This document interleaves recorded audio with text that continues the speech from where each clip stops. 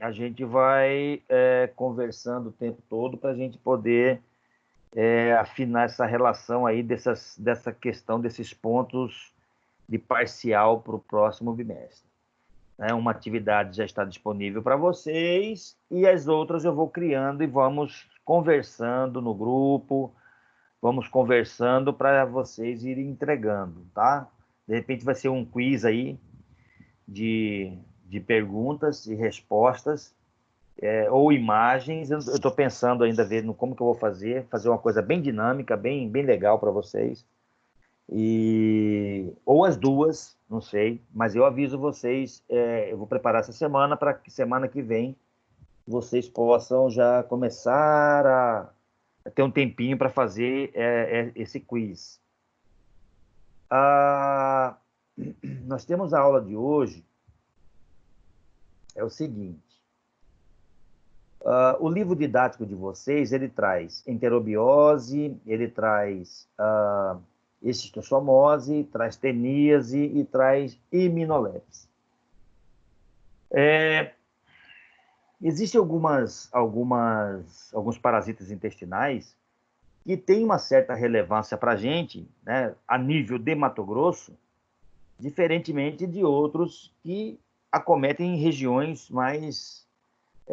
são mais específicas para outras regiões. Por exemplo, uma delas é a esquistossomose. A esquistossomose, ela não é comum na nossa região, não é comum em Mato Grosso, tá? Ela é geralmente bem mais comum na região norte e nordeste, tá? Sudeste, né? Na parte litorânea, vamos dizer assim, na parte onde tem praia.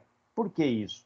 Porque nós vamos ver o ciclo biológico e lá é que tem o hospedeiro intermediário, tá? Que é o caramujo. Então, nós não temos no Mato Grosso esse tipo de caramujo. Só que, como o livro didático de vocês trazem isso aí, a gente vai dar uma pincelada um pouco mais superficial, não, mas mostrando para vocês as partes mais importantes dessa doença, tá? A gente não vai aprofundar nem muito nela, porque ela não é tão comum assim. Mas a gente vai ver quais são as doenças causadas por ela, as complicações que podem ter, a morfologia, certo? Mas a gente vai dar uma pincelada um pouquinho mais rápida sobre ela. Então, eu estou achando que hoje vai dar de ter mais aulas do que só duas aulas. Nós temos só mais três temas, tá? Outro tema que eu vou passar para vocês, fazer uma pesquisa, é sobre a iminolepis. Tá? Eu gostaria que vocês anotassem aí a Iminolepis nana e Iminolepis diminuta. Depois eu passo no grupo o nome certinho para vocês, o que eu quero que vocês pesquisem, tá? Sobre esse assunto. É para vocês pesquisarem justamente para poder ter condição de entender um pouquinho mais e valer um pouquinho de nota para vocês aí do segundo bimestre. Tá certo? Então a gente vai começar a nossa aula com enterobiose. Muito comum em nossa região. Muito, muito, muito comum, tá? É um parasita que pode acometer qualquer pessoa. Deixa eu aumentar aqui.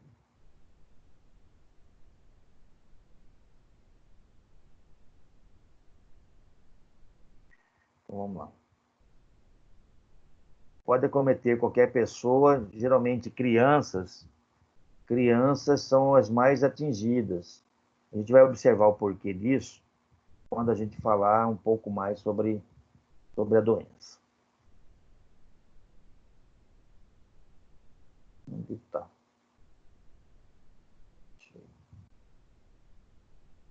Então vamos lá. Enterobiose. O agente causador da enterobiose, quando eu falo enterobiose, eu falo doença, né? Enterobiose, ose, doença. Né? Ou parasitismo sem doença, tá? Ela é causada pela enteróbios vermiculares. Enteróbios vermiculares. Vocês observam como é a escrita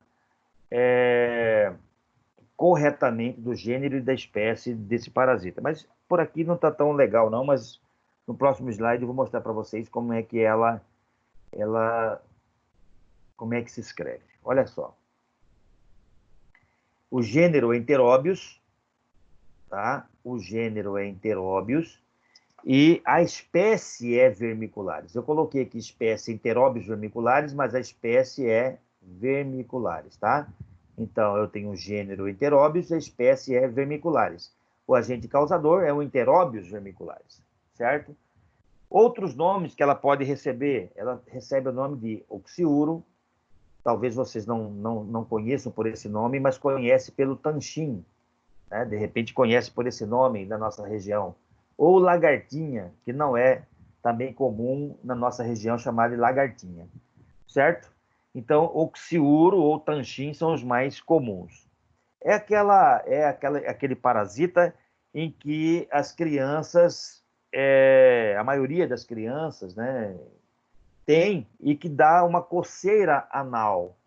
Vocês já ouviram falar da coceira anal? Você vê que a criança sente e ela começa a coçar, né, principalmente durante a noite ou no final de tarde, né? Então aquilo lá é causada pelo Enteróbios vermiculares, tá?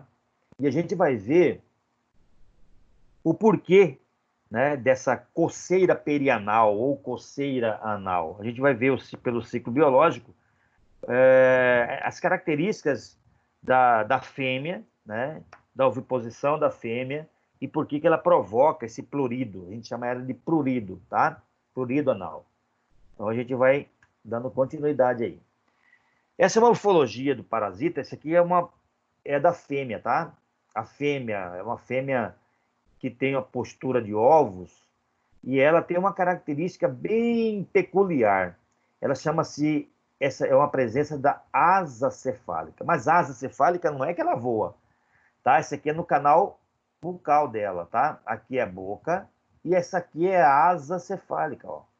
Ela tem duas protuberâncias bem visíveis na região próxima à boca. Tá? Então chama-se asa cefálica. É uma característica do parasita. Vocês observaram até agora que todas as vezes que a gente vem falando do parasita, a gente dá uma característica que só ela tem, né? Ou característica morfológica, né, do parasita, ou uma característica no ciclo biológico dela, né? A gente vem vendo, uma transforma em larva dentro do ovo, o outro não tem larva dentro do ovo. Para você ingerir, para você adquirir um parasita, você tem que ingerir o ovo larvado. Ele rompe dentro da pessoa, outro não, rompe fora e depois entra para dentro do organismo. Então, essas características aí são características que, quando vocês forem estudar, coloca num papel assim do lado e vai fazendo um comparativo, que com certeza você vai entender a doença um pouco melhor. Então, essa característica de asa cefálica, qual que é a função dessa asa cefálica? Nenhuma. É só uma característica do parasita, tá? Ela possui asa cefálica. Então, tem muitos concursos que aparecem por aí e pedem para vocês identificarem o tipo de parasita. E ele coloca lá, parasita fêmea com presença de asa cefálica. Você já vai diretamente no assunto e já sabe o que é, tá? Olha só, a fêmea adulta mede de 1 centímetro. Opa, 1 centímetro. Então, professor, quer dizer que aparece, dá para eu ver, 1 centímetro, dá para eu visualizar a olho nu, né? Com certeza dá para eu visualizar a olho nu. Então, às vezes, quando você recebe um exame parasitológico de alguma criança, ou um exame parasitológico de adulto, e a mãe ou a criança se queixa dessas características, quando você vai observar as fezes dessa paciente, você consegue visualizar. Eu vou ser meio grosseiro aqui para falar sobre a morfologia. Ele parece alguns fiapinhos de tecido, tá? Ele é tão fininho que ele parece um fiapinho de tecido e fica nas fezes. Às vezes, a olho nu, na hora que você vai retirar as fezes do paciente, você já consegue visualizar a larva, tá? Aliás, a fêmea, certo? E essa fêmea adulta, uma vez ela ali, se você pegar essa fêmea, essa pequena porção, e colocar no microscópio para você visualizar, você consegue ver todas as características da fêmea, tá? Você consegue ver a asa cefálica dela, isso aqui que é muito importante, é o que define se ela é uma fêmea de enteróbios, tá? Você consegue visualizar dentro dela um monte de ovos de enteróbios, um monte, tá? Então ela chama-se saquinho de ovos, né? Ela é um saquinho de ovos. É cheio de ovos de enteróbios, cheio, cheio, cheio, cheio. Tá? E se você comprimir isso aí numa lamínula, esses ovos eles acabam saindo e você consegue identificar a morfologia desse ovo tranquilamente, tá? Essa cauda pontiaguda e longa, sim, é uma cauda pontiaguda e longa, mas eu não definiria tanto ela pela cauda, tá? Do que pela presença, mais uma vez, falando para vocês, dessas asas cefálicas. Então, todas as vezes que eu encontro algum parasita no meu exame parasitológico, né, e eu estou no microscópio e observo, eu tenho que percorrer todo o corpo morfológico dela, tá? Eu tenho que tentar identificar quem, onde está a boca, eu tenho que identificar o esôfago, eu tenho que identificar a parte interna, tentar enxergar as características desse parasita. É assim que a gente faz. Às vezes, nem sempre você consegue identificar de cara, tá? Você olha e fala assim, poxa, mas o que é isso? Não sei. Então você tem que vir ali fazendo toda a identificação morfológica de cima a baixo, tá? E vai anotando o que você vê. Ah, eu não consegui identificar dessa forma. Procura um atlas, né? Procura morfologia e aí você vai tentando identificar. É assim? Sempre foi assim, tá? Não é só para parasito, não é só para parasitologia. Isso aí funciona para hematologia, para todos os outros exames laboratoriais. Você tem que ter uma referência para que você possa identificar. Apesar de que o enteróbios vermiculares é muito fácil a identificação, como vocês vão ver daqui a pouquinho, a morfologia do ovo é bem diferente de tudo que você viu até agora. O macho, nós não encontramos o macho no exame parasitológico, tá? Ele mede de cerca de 5 milímetros, olha o tamanhozinho dele, não dá para ver a olho nu, tá? A cauda é recurvada no sentido ventral, isso aqui a gente acaba pegando o macho, né, para verificar acidentalmente, porque é muito difícil a identificação, muito difícil, tá? Então não se preocupe em identificar o macho, nós temos que identificar se o paciente tem ovo, né? Pelo ovo você já sabe que a fêmea existe e você está parasitado, então não tem jeito, tá? E ela tem uma característica também, tanto o macho quanto a fêmea, de ter asas cefálicas, tá? Tá aqui, elas continuam tendo essa característica importante dela aqui, ó, que é essa asinha cefálica aqui e asinha cefálica aqui, tá? Aqui tá feio, né? Isso aqui o que é, gente? É uma amostra de fezes e que foi retirado o parasita, né? Que é pequenininho, e foi colocado em uma lâmina e foi corado em cima, tá? Isso aqui é apenas uma curiosidade para vocês, mas é muito difícil essa identificação. Então não se prendam a esse tipo de identificação aqui, porque ela é rara você encontrar alguém que peça para você identificar um parasita dessa forma aqui, tá? Colocado em uma lâmina, corada, é muito difícil. Isso aqui, geralmente eles fazem, né? Esse tipo de lâmina aqui para dar aula, né? Ou para uma pesquisa, para pesquisadores. A nível laboratorial, que vocês vão atuar aí, vocês não encontram dessa forma. Vocês vão encontrar a forma a fresco, tá? Então, a forma a fresco seria o ideal vocês identificarem ela pelo exame a fresco, certo? Na prática, de repente a gente não volta no dia 18, eu vou ter que encontrar alguma imagem para vocês aí, bem bonitinho, para eu mostrar cada uma delas para vocês, tá bom? Mas não se preocupem não, que a gente vai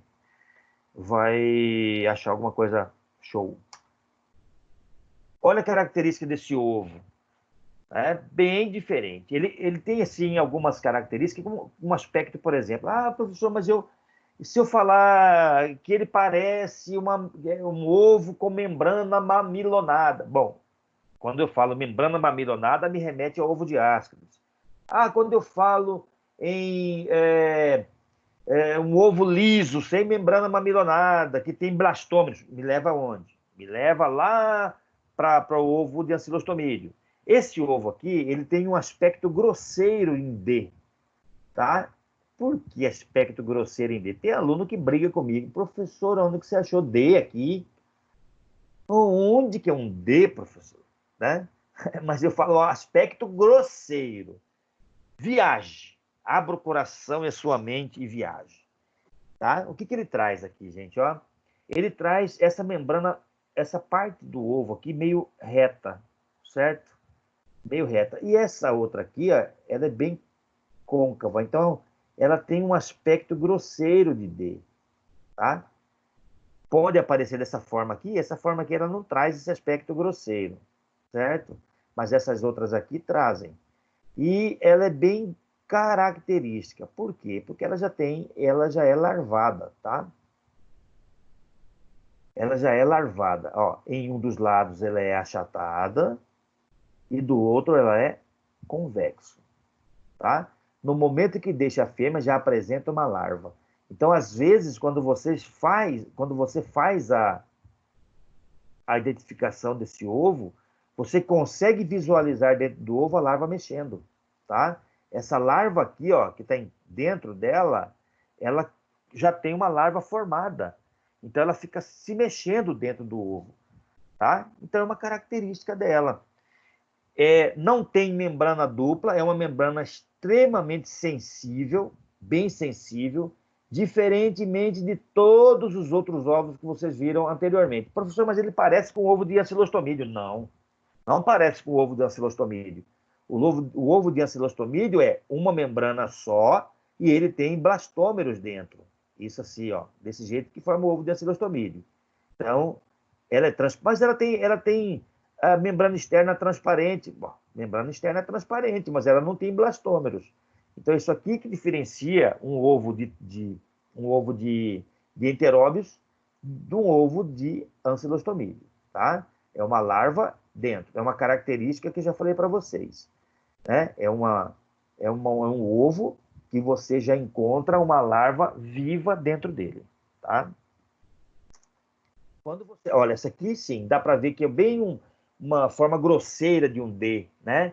Você consegue observar dentro dela a larva formada, ó, uma larva formadinha. A larva está aqui, ó. Ela faz isso aqui, assim, ó. Ah, então ela já é uma larva, olha aqui. Deixa eu ver uma outra parte melhor aqui. Aqui. Ela já é uma larvinha formada aqui dentro. E ela se mexe, tá?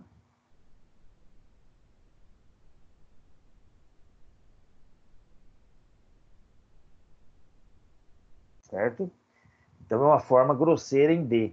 Isso aqui é uma característica massa dela, dá para você visualizar. Esse ovo aqui, ó, é um ovo que está vazio. É um ovo que a larva já saiu de dentro, certo? Já está no meio aqui, ó, e ela fica ainda mantém a estrutura da forma dela, certo? Também em forma grosseira em D. Você vê aqui, ó, que ela é um pouco mais reta e aqui ela é convexa, tá?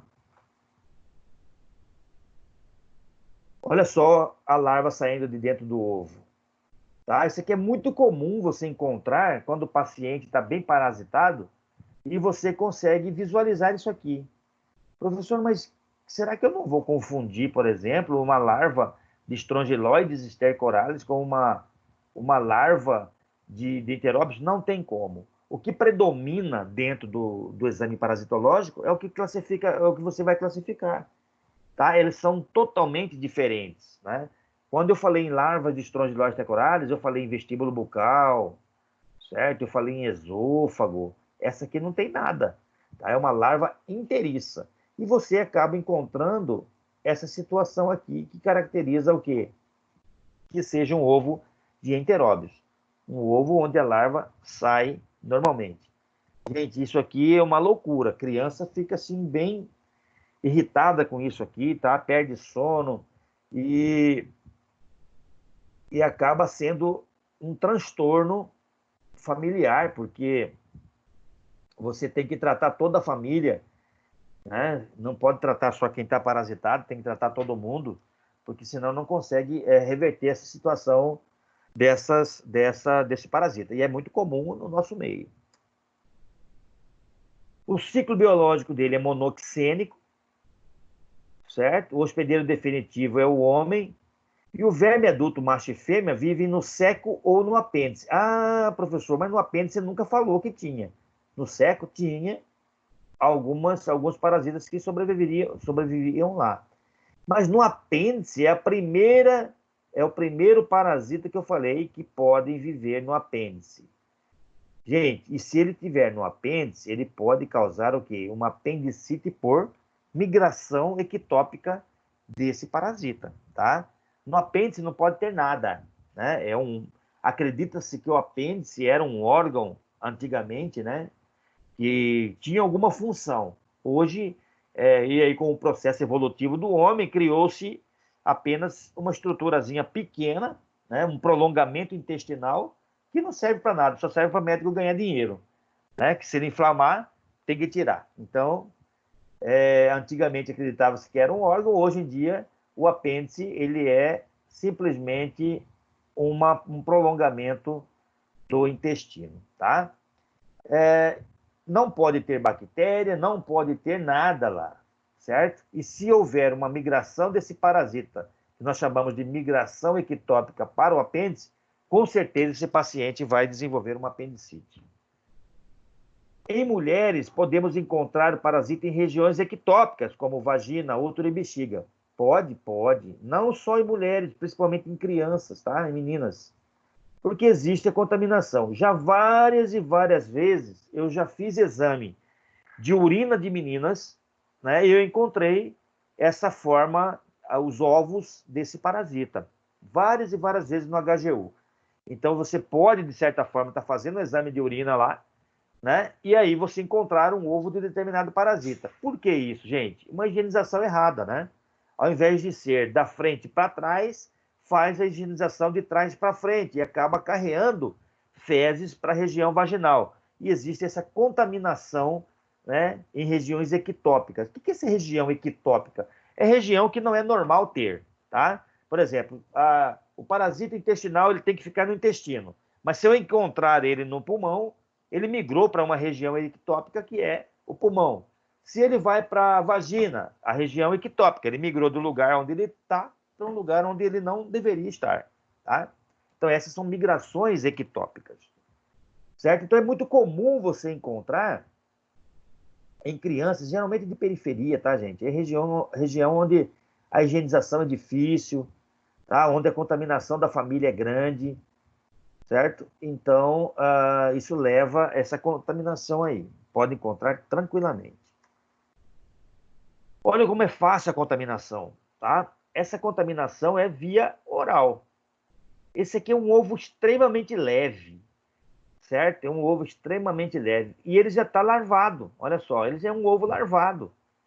Se ele é um ovo larvado, ele vem através de quem? Através do alimento, é muito fácil a contaminação. Olha aqui, ó, ingestão de alimento, uma mão contaminada, poeira, né?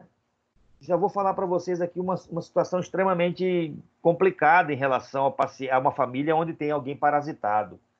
Como a fêmea ela tem migração para a região perianal, como vocês estão vendo aqui, ó, vocês estão vendo uma fêmea que migra dessa região aqui, ó, que é do seco, e vai vir lá para a região perianal. É uma característica. Aí, ó, a migração dela aqui, ó, migrando, migrando.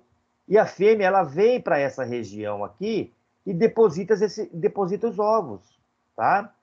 Então, aquela coceira característica da coceira perianal, que a criança leva a mão ao ânus a todo instante, né? E irritada e coçando à noite, é devido a essa migração da fêmea para a região perianal, tá? Então, elas migram dessa região, tá? Do seco, a fêmea somente, tá? Para essa região e depositam os ovos aqui. Se essa criança se coçar, né? Ela vai se coçar porque ela fica muito irritada, ela coça e contamina a mão, tá? E aí ela pode contaminar um alimento, ela pode levar para a boca e fazer uma reinfecção novamente, ela pode tocar em outros alimentos e contaminar outras pessoas. Então, isso aí, essa forma de disseminação, vocês podem, já tem um conhecimento básico para quê? Para que você possa entender toda essa parte de contaminação, de medidas profiláticas, tá? Isso aí vocês têm que já ter na cabeça de vocês por onde que vocês vão evitar essa contaminação, tá? Então, esse parasita, você vai ingerir o ovo larvado, ele chega na região do estômago, né? E sofre a ação do suco gástrico, liberando essa larva. Como nós já sabemos que o ovo é larvado, essa larva ela sai de dentro desse ovo e vai para o seco, né? Lá nesse seco existe o acasalamento e a fêmea migra para a região perianal. Não tem nenhum parasita que faz esse ciclo, tá? Esse ciclo migratório para a região perianal. Não tem um. Somente quem? Somente o Enteróbios faz essa migração da fêmea para a região perianal. Isso é uma característica desse parasita. Outra coisa. O que nós vamos... Esse aqui é o ciclo biológico, tá? Nós acabamos de falar. A gente vai só repetir aqui para vocês. Ovos nas pregas perianais. Na árvore, os ovos maturam de 4 a 6 horas. Olha como elas maturam rapidamente. 4 a 6 horas você tem uma larva maturada. Tá? Ocorre a ingestão de ovos com embrião pela pessoa. 2. 3. As larvas eclodem do intestino delgado. Tá? 4. Não está aqui. 5. Adultos no lúmen seco. Existe o acasalamento e a migração para onde? Para a região perianal. De quem? Da fêmea somente. Tá? Então, esse é o ciclo normal e rápido e rasteiro e simples do Enteróbios vermiculares. Tá? Isso aqui é o que eu acabei de explicar para vocês. Né? É o ciclo biológico escrito. Tá? Eu tenho os ovos embrionados, ocorre a ingestão desse ovo embrionado, ele vai até onde? O duodeno, tá? Ocorre a eclosão e a liberação da larva. Essa larva vai para o intestino grosso, no seco, transforma-se em verme adulto, macho e fêmea. Se existe macho e fêmea, existe o quê? Cópula, né? A fêmea fica repleto de ovos, migra para a região perianal, faz a oviposição de ovos infectantes nessa região, tá? Uma coisa muito importante, ó, sem ciclo pulmonar. Não existe aquele ciclo de Loss, ou seja, migração L1, L2, L3, L4, L5 no pulmão. Não existe. A larva e o ovo já vai direto para o intestino e de lá ela segue esse ciclo biológico apresentado para vocês aqui, tá? Então ela não tem quem? Ciclo pulmonar. Essa é uma característica do parasita, tá ok? Tudo bem até aí, gente?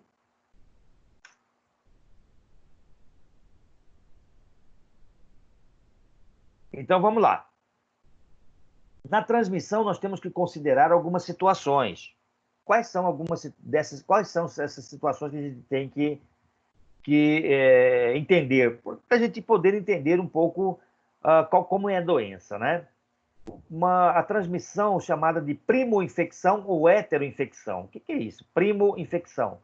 É quando os ovos presentes atingem novos hospedeiros, ou seja, eu estou parasitado e vou contaminar outra pessoa. Isso chama-se primo-infecção ou heteroinfecção. A transmissão indireta. O que é uma transmissão indireta? Contamina o mesmo hospedeiro que o eliminou. Por exemplo, eu, né, estou parasitado, estou contaminado com o parasita,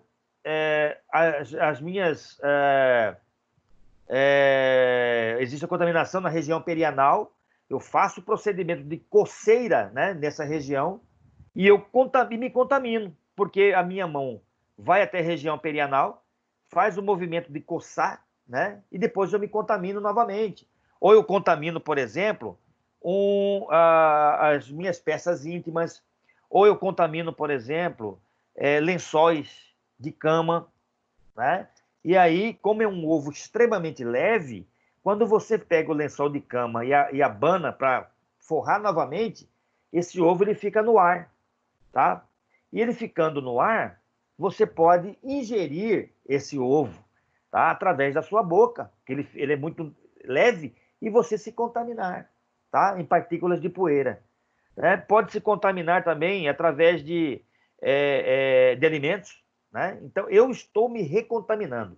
Essa transmissão chama-se transmissão indireta, tá? Então, o ciclo fica só em mim, porque eu vou só me recontaminando, recontaminando, recontaminando, tá? Existe a autoinfecção externa ou direta. Beleza. Essa aqui é a principal autoinfecção externa.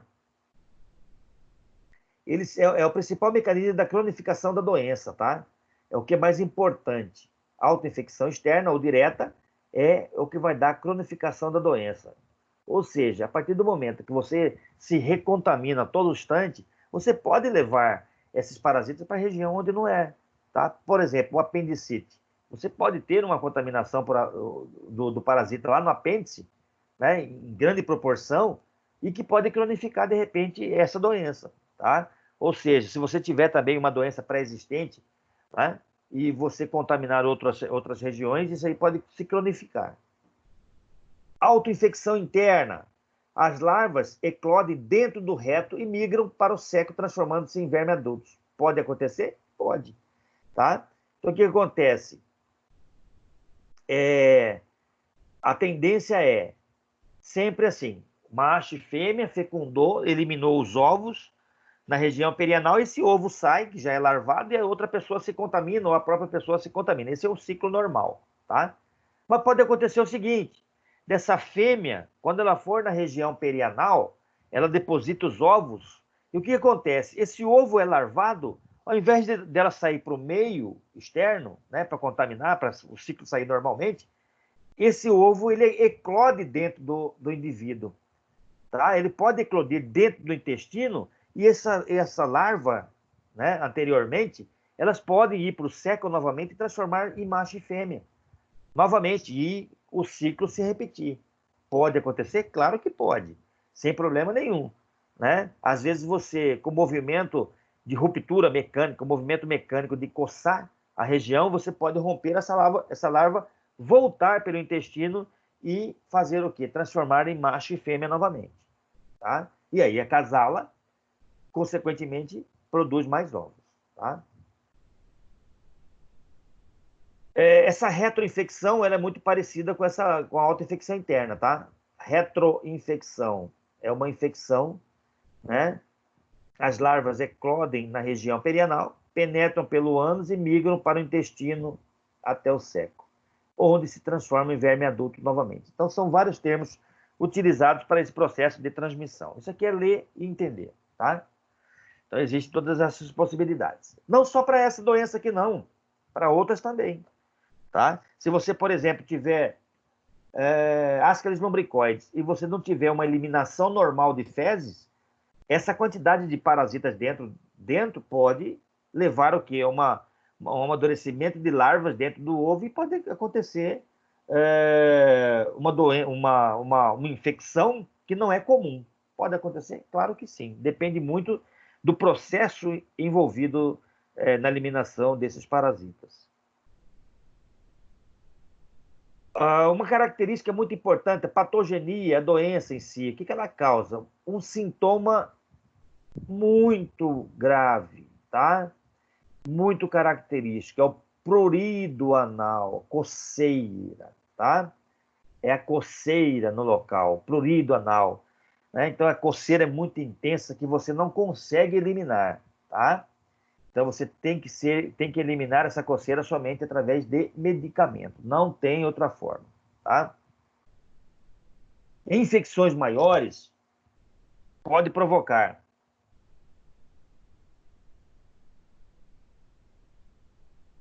uma enterite catarral, tá? Isso aqui já é um processo extremamente agressivo, que depende muito do grau de parasitismo do paciente, porque se ele tiver bastante fêmea ou tiver fazendo oviposição em grande quantidade, consequentemente a ação mecânica para diminuir essa coceira, né, de levar a mão ao ânus para coçar, é muito grande, tá? Então ela torna-se o quê? Você pode ferir essa região, né? E se você ferir essa região, esse parasita ele pode ser oportunista, ele se depositar nessa região e provocar o quê? Uma anomalia, uma doença, enterite catarral.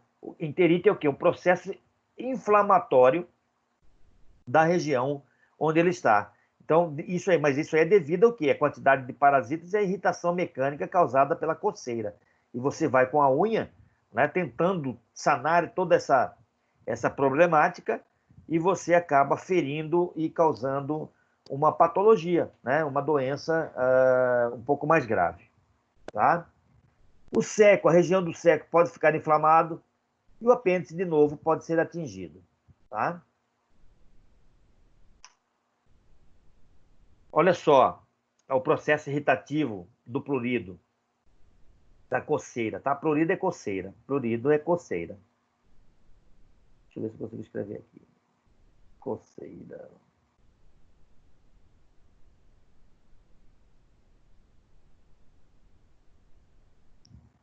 Certo?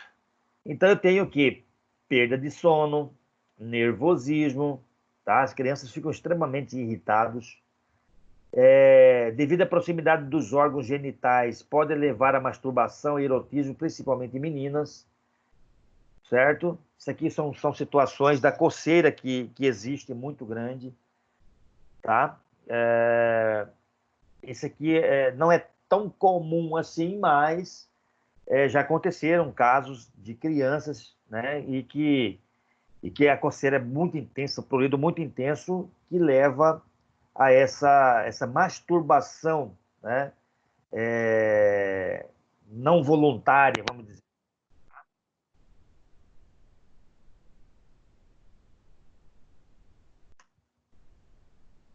Essa é a postura dos ovos. Essa é uma imagem só para ilustrativa, tá?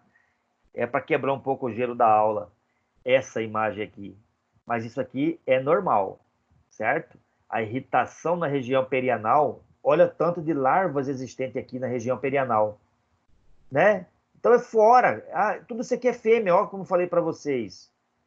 O grau de parasitismo é grande. Tudo isso aqui é fêmea. Cada uma dessas parecia, grosseiramente falando, fiapinhos de quê? De lençol. Olha aqui, ó. Tudo isso aqui é fêmea.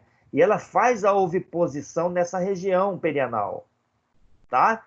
Imagina uma criança com esse grau de parasitismo aqui, o quanto que ela fica irritada. Não tem como não ser essa irritação não existir, tá? Isso aqui é um quadro extremamente grave, porque o grau de parasitismo que a gente observa é muito grande, tá? É muito grande. Então, são situações que levam o paciente a poder ter infecções um pouco mais agravadas, tá? Através até da irritação mecânica no local. O diagnóstico clínico. Professor, se alguém relata para mim, o que ele vai relatar para mim que vai me chamar a atenção para ser uma doença causada por enteróbito? Primeiro, a coceira, né? O prurido anal noturno, tá? Irritação, dor abdominal, pode levar, tá? E você, às vezes, vai fazer o quê? Vai ter que fazer o exame laboratorial para poder fazer a identificação desse parasita, certo? Mas o prurido anal, a coceira e a irritação é a característica primordial no relato de anamnese do paciente para você.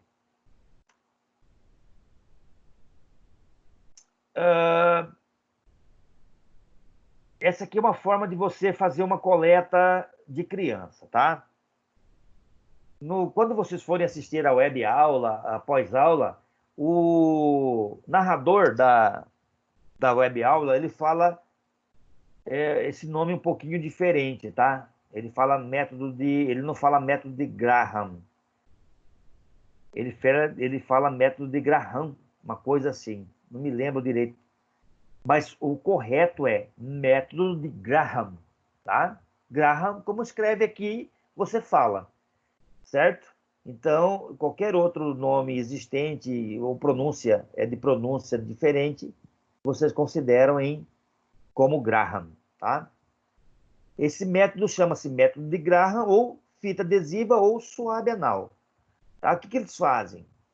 Para pesquisar ovos, né, na região perianal, ou se você encontrar larvinha também.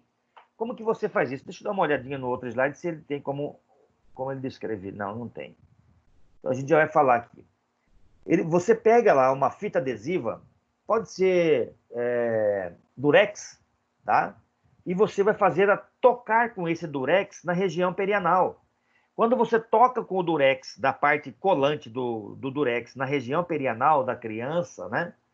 E junto com naquele durex vem quem? Ovos e larvas. Aquele durex que você colocou naquela região, você colocou em uma lâmina, leva para o microscópio e você vai observar quem? A presença dos ovos. Olha aqui, ó. Esse aqui é um suave anal. Olha o ovo como aparece bem característico aqui, ó. Olha os ovos aqui como aparece bem característico. Já não tem mais a larva dentro. Só fica a parte externa, mas é um ovo, tá? Então aqui você encontra em suave anal e aqui você encontra em fezes. Então os dois podem fazer para determinar. Mas o método específico para detectar enteróbios vermiculares é o método de Graham, tá? Por quê? Pesquisa ovos e fêmea adulta. Deve ser feito ao amanhecer, tá? E repetir caso dê negativo, tá?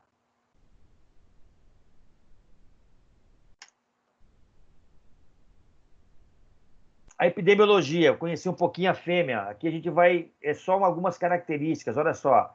As fêmeas eliminam grande quantidade de ovos na região perianal. Os ovos, em poucas horas, se tornam infectantes. Poucas horas, né? 6 a 7 horas, o negócio já está, certo? Bem ativo. Né? Pode ser uma contaminação, pode ser direta, indireta ou retroinfecção.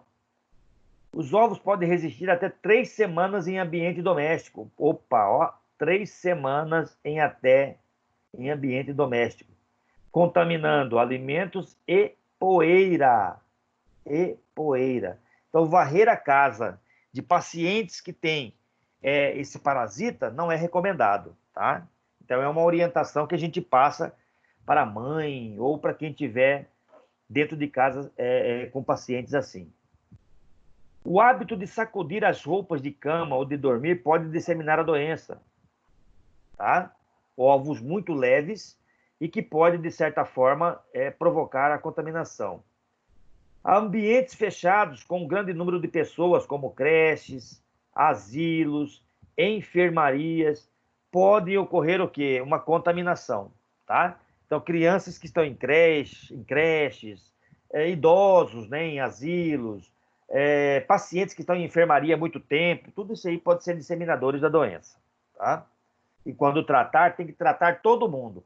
Se na casa de alguém for detectado que um paciente tem, trata-se todo mundo, porque senão o processo de contaminação ele volta novamente e todo mundo se contamina novamente. E o tratamento fica mais difícil, tá? Medidas profiláticas. O que eu tenho que fazer para evitar com que o paciente possa ter a doença? Primeiro, tratar todos os doentes familiares repetindo a medicação após 20 dias. Isso é fato, tá?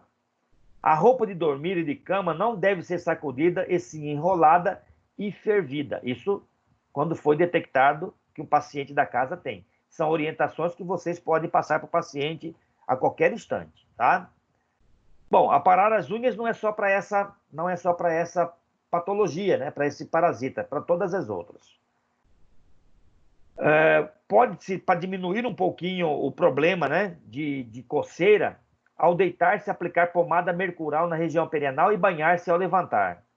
Isso aqui é para amenizar o processo. Amenização, né? Vamos dizer que você está em casa, tem alguém contaminado e você não consegue medicar esse paciente. Então, é uma alternativa para você contornar o prurido anal, tá? Atenção à limpeza doméstica. educação sanitária, combate às artrópodes, não é só para essa doença, como todos os outros. Tá? Nós temos aqui o tratamento com albendazol, o mais indicado, porque você tem, geralmente, o albendazol, ele é comprimido mastigável, né, 500 miligramas, é barato, fácil tratamento, tá? O Pirpan, o palmoato de pirantel, também pode ser utilizado. E terceira, a ivermectina, tá? Que já é uma ivermectina, já é um tratamento um pouquinho mais prolongado de quando você tem o parasita e mais alguma outra alteração provocada por ela, tá? Então, se nós pudermos tratar o paciente com medicamentos de fácil absorção, eliminação rápida, essa é o medicamento ideal para tratamento. Não tem outra saída, ok? O tratamento é simples, fácil, tratou todo mundo, fez o procedimento de profilaxia na casa, limpeza, você evita com que essas pessoas tenham novamente, tá? Primeira aula de hoje, ok. Alguma pergunta, moçada, dessa aula? Não, professor, tá tranquilo. Tranquilo, né? Muito tranquilo. Isso, que legal. É um conteúdo muito interessante. Pena que a gente não vai se reunir pessoalmente, né? Exatamente, né?